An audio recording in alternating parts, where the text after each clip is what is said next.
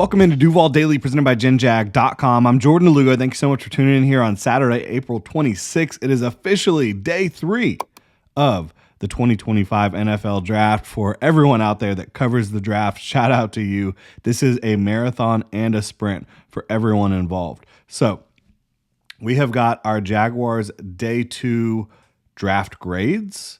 We're going to dive a little bit more into that. We've got our full draft grades for the entire draft so far, which includes the first 3 rounds. And then we have got a day 3 preview for the Jacksonville Jaguars, all on deck right now. Thank you so much for being with me, sticking with me through this 2025 NFL draft coverage. So, getting it kicked off with what happened last night. I know fans were a little disappointed when the Jaguars traded out of the 70th pick because they've been sitting there waiting all night, after they traded the 36th pick to go up and get Travis Hunter.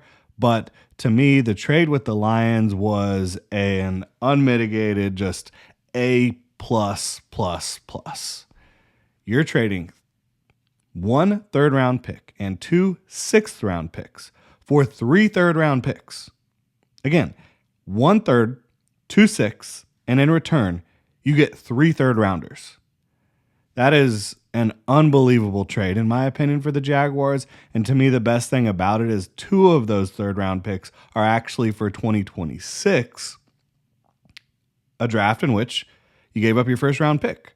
So now you have so much ammunition to move up the board for players that you value in 2026, should you want to do so, right? You're giving yourself an opportunity, a reasonable way to still have a excellent draft class in 2026, right? Even without the first round pick that they're slated to have. And they're also making the bet when they trade a first round pick that they don't believe that first round pick is going to end up being very high, right? So again, trade with the Lions, that was an A++. I loved that deal. The Lions, I don't know why they were so desperate to land Isaac Tisslaw, but they obviously saw something in him out of Arkansas. So good on James Gladstone for being able to get that done. Then they picked at 88, Caleb Bransaw. To me, this is a solid B. They have a vision for this player, but they're asking him to start his young career at safety, which is something he has never done outside of the Senior Bowl, in which he was impressive at safety. But again, there's always some inherent risk when you're asking someone to do or perform a new task at the next level that they've never performed. But I think for James Gladstone, there's some interest in that because maybe you're able to find someone that ends up having more value to you than he would have elsewhere. But they also love his versatility. Caleb Bransaw is 5'11", 197, ran a 4.33 40-yard dash, 40-inch vertical, a guy that's played outside corner earlier in his career, played nickel later in his career, went to the Senior Bowl, played from depth, actually got an interception in the Senior Bowl, does not miss tackles. He's physical. He's willing to do whatever you need him to do, and I think he can definitely play special teams as well should he need to do that early in his career. I think Caleb Bransaw at safety has a chance to start in year 1. He'll have to earn it, and there will be competition at safety because for all the lack of real high-quality starters at the safety position, the Jaguars do have depth at the safety position, right? You have Eric Murray, who's going to come in and start. But beyond that, I mean, Darnell Savage will be competing. Andrew Wingard will be competing. Daniel Thomas, Antonio Johnson, and now Caleb Bransaw will also be competing. He has the most athletic gifts out of those guys. I also think he has the most dog in him out of those guys outside of maybe Andrew Wingard, but Wingard just doesn't have the same level of physical gifts that Caleb Bransaw has. Again, if you have a safety that can fly, that can trust his eyes, and that does not miss tackles, only a 5% missed tackle rate is pretty rare coming from a defensive back. If you have that, you've got a chance to be a pretty darn good player. So Caleb Bransaw, it's a solid B for me. Solid B. I like the pick. Wyatt Milm He's a little bit more interesting. They didn't want to wait till 102, so they traded up to 89 and gave up a 5th-round pick. Not a big deal in my opinion, right? To do that. Same thing for him. It's a solid B. There are some varied opinions on him throughout the draft media landscape.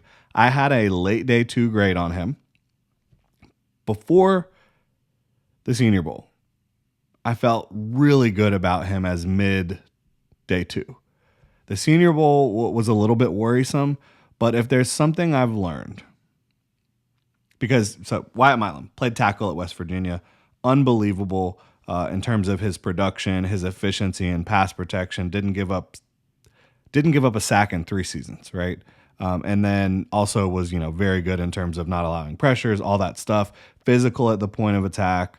You get to the Senior Bowl, he kicks inside to guard because he doesn't have the length, he doesn't really have that real explosiveness, the movement abilities maybe to keep up with NFL level edge players.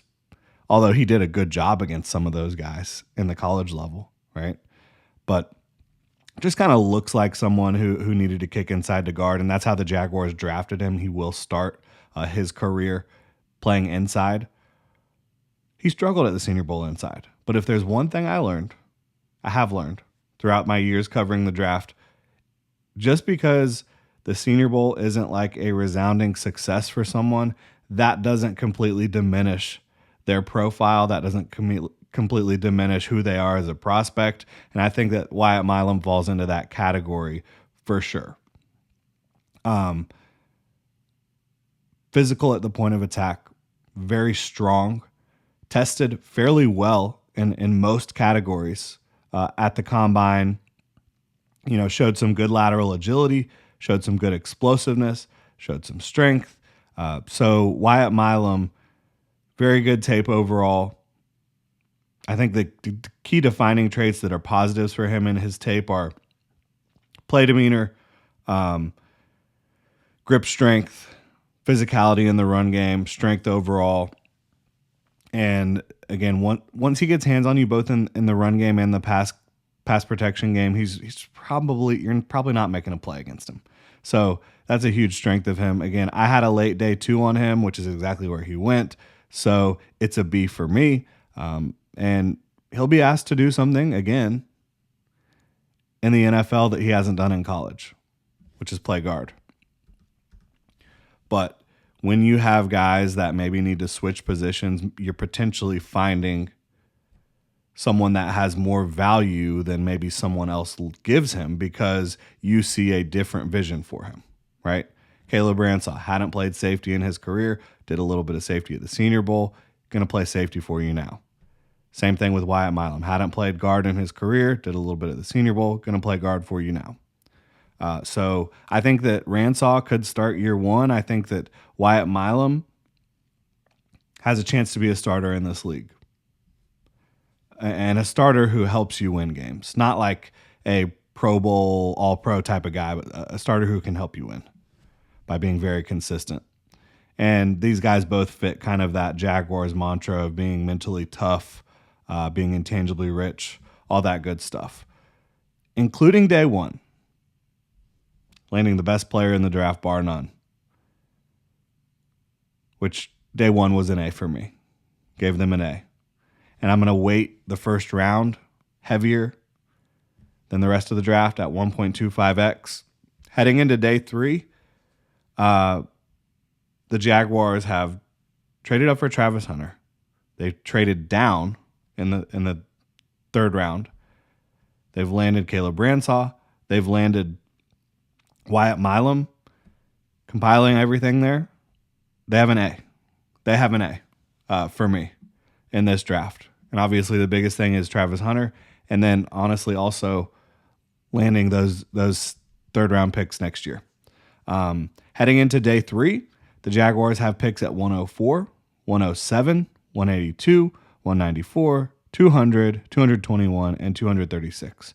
I would not be shocked to see the Jaguars trade down early from 104 or 107.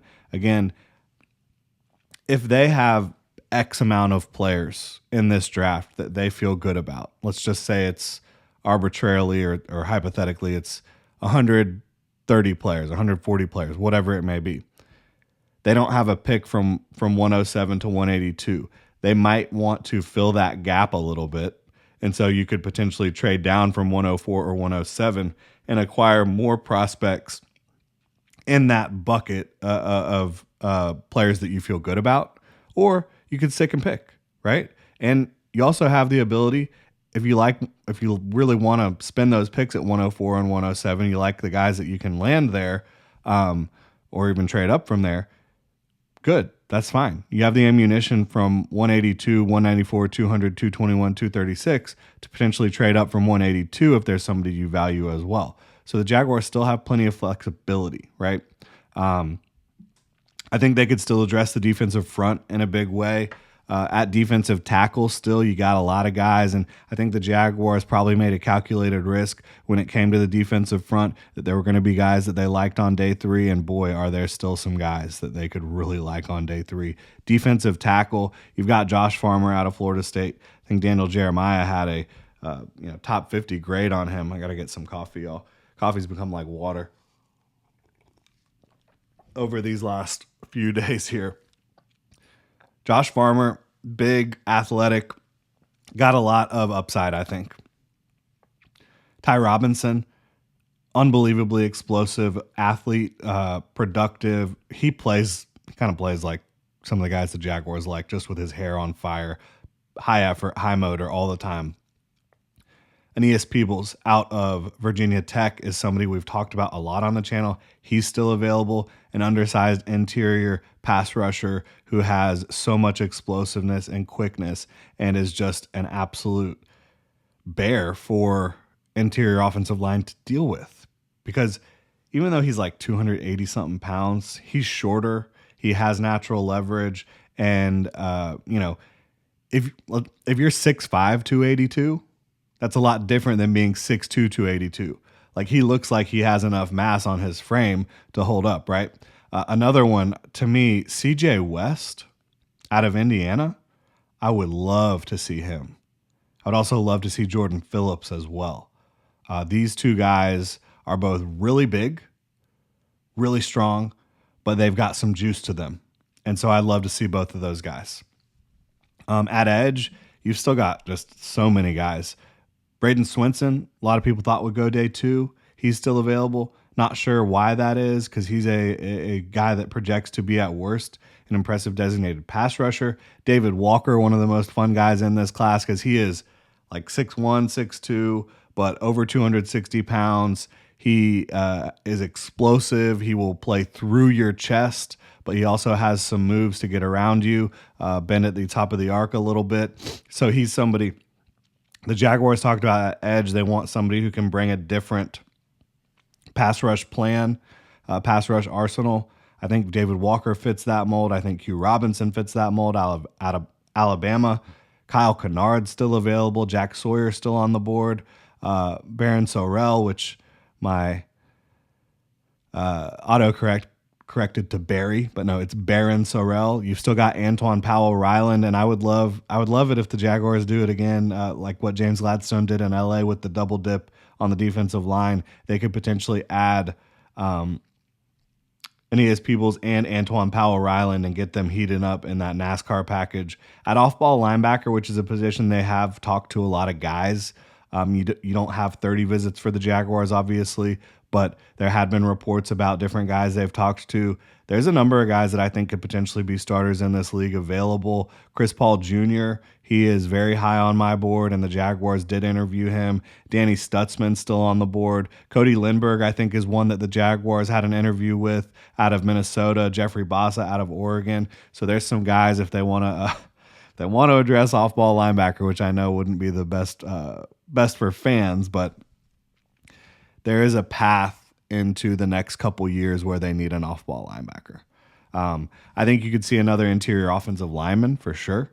Number of guys still there. Seth McLaughlin, the center out of Ohio State, had an injury, but I think before that, you could have easily looked at him as a future NFL starter. Marcus Mbow still available. I think he could be a future NFL starter on the interior of the offensive line. Insane athleticism, the snatch trap that'll absolutely just leave guys feeling a little embarrassed about themselves, make them look silly. So Marcus Mbo, you could definitely see. Miles Frazier is rock solid interior offensive lineman out of LSU. Jackson Slater, very impressive. You look at the skill positions, running back, wide receiver, Cam Scattaboo still available, Dylan Sampson, Devin Neal, DJ Giddens, Jordan James, Damian Martinez. These guys are all running backs, but they're all guys that I think will make an impact here or there in the NFL. Bashal Tutin and Jaden Blue, the two unbelievable speedsters in this class. Trevor Etienne still available. The list, Kyle Monangai, someone who I really like for the Jaguars. All these guys I think would be really fun to see in Jacksonville. At wide receiver, and I know some folks might not view wide receiver as a need anymore, and it's really not because you have your top two guys and you got a little bit of depth here and there. But there could be a future need here at wide receiver. And there's Jalen Royals, Jalen Lane, Torrey Horton, Elikayo Manor, Isaiah Bond. I love all these guys. Xavier Restrepo, if you really want to get that slot guy who's going to do all the dirty work for you. Chimera DK out of Florida, he can absolutely fly. Dante Thornton out of Tennessee can fly. Arian Smith, obviously a speedster. Ricky White is someone who I could see them valuing very late because of his special teams ability, and he's just a darn good receiver. You look at tight end, Gunnar Helms still there. Mitchell Evans, Jackson Hawes, Luke Lachey, Aronde Gadsden if they want that move piece.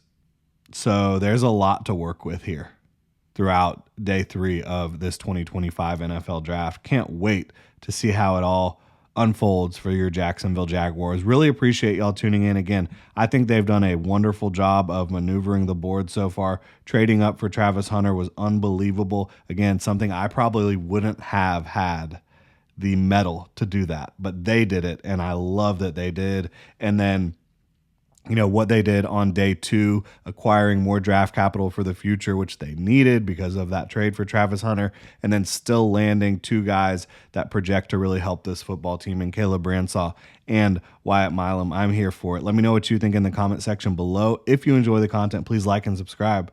Y'all have a good one.